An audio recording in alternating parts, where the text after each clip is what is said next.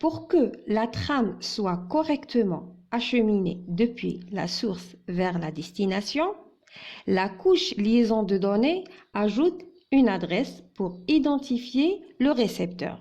Cette adresse est appelée adresse physique et elle est ajoutée dans l'entête de la trame. Cette adresse est utilisée uniquement pour identifier un périphérique dans une zone limitée, soit à l'intérieur d'un sous-réseau. Donc, à travers cet exemple-là, il existe plusieurs sous-réseaux, que ce soit dans le cas d'un réseau local ou d'un réseau étendu. Lorsqu'une trame doit être acheminée à l'intérieur d'un sous-réseau, par exemple de ce périphérique vers ce périphérique-là. Donc, c'est l'adresse physique qui est utilisée. La même chose si la trame doit être acheminée, par exemple, de cette interface-là vers ce périphérique. Donc, cette interface, elle fait partie de ce sous-réseau. Donc, c'est l'adresse physique qui est utilisée. La même chose s'applique dans le cas des réseaux étendus. Alors, ça, c'est un réseau étendu. Ça, c'est considéré comme étant un réseau étendu. La même chose pour ce cas-là, pour le cas HEDA et pour ce cas-là. Donc, chaque réseau étendu, le cercle, même le cercle, même entre les deux interfaces, sont considérés comme étant des sous-réseaux. Donc, pour acheminer une trame depuis l'interface qui fait partie de ce sous-réseau-là vers l'interface qui fait partie toujours du même sous-réseau, donc c'est l'adresse physique qui est utilisée. La même chose pour le sous-réseau qui est de type non câblé. Donc, pour acheminer une trame depuis cette interface-là vers ce périphérique, donc c'est l'adresse physique qui est utilisée. Contrairement à l'adresse IP qui permet d'acheminer une donnée depuis un périphérique qui se trouve dans un sous-réseau vers un autre périphérique qui se trouve dans un autre sous-réseau. Mais quand l'acheminement est à l'intérieur d'un même sous-réseau, donc là, on utilise l'adresse physique. Alors, on sait qu'il existe deux types de liaisons. Il y a la liaison point à point et il y a la liaison multipoint. On commence par la liaison point à point. La liaison point à point, elle est souvent référence d'un réseau étendu. Donc, l'adresse qui est utilisée est une adresse qui est codée sur un octet, ou utilisée souvent dans le protocole qui est utilisé dans le protocole PPP ou le protocole HDLC. Ces deux protocoles, on va les voir dans des vidéos qui vont suivre. Alors, par contre, dans une liaison multipoint qui fait souvent référence à un réseau local, donc dans ce type de liaison, on trouve plusieurs périphériques qui sont interconnectés entre eux. Dans ce cas-là, l'adresse qui est utilisée est une adresse appelée adresse MAC.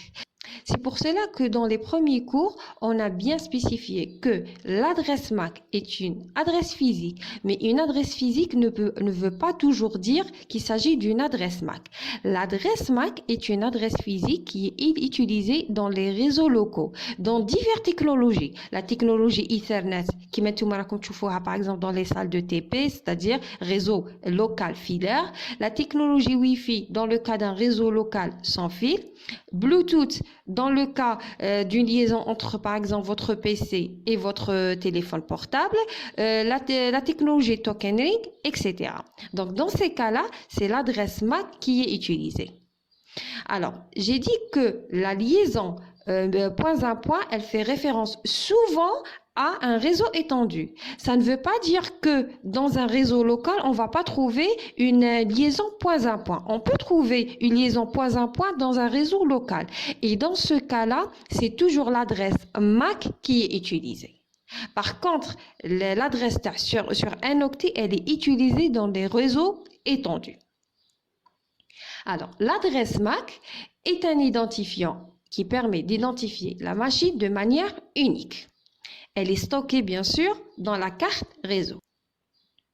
Alors, dans certaines documentations, on peut même parler du fait que l'adresse MAC est brûlée ou tatouée sur la carte réseau. Alors, c'est une adresse qui est codée sur 48 bits ou 6 octets, c'est comme vous voulez, et écrite en format hexadécimal. Alors, on peut la trouver écrite de cette façon-là, où chaque octet est séparé par rapport à l'autre par un tiret, ou carrément par un point ou 2 points, ou on peut même trouver chaque 2 octets séparés par 2 points ou un point. Alors maintenant, voyons le format d'une adresse MAC. Alors l'adresse MAC, le premier bit, il fait référence au fait s'il s'agit d'une adresse MAC unicast ou une adresse multicast ou broadcast. Le deuxième bit, pour dire si l'adresse MAC qui est carrément tatouée dans la carte réseau, elle a été définie par le constructeur, ça veut dire le fabricant de la carte réseau, ou par un administrateur de réseau. Parce qu'il faut savoir qu'il est possible de modifier une adresse MAC à l'intérieur d'une carte réseau, désolé, mais vraiment c'est des cas qui sont très très rares. Les 22 bits, ce sont des bits pour identifier le fabricant, le constructeur de la carte réseau. Et sachant que le constructeur peut fabriquer des dizaines, des centaines, des milliers de cartes réseau, donc pour identifier chaque carte réseau du même constructeur, les 24 derniers bits sont utilisés pour différencier chaque carte réseau du même constructeur.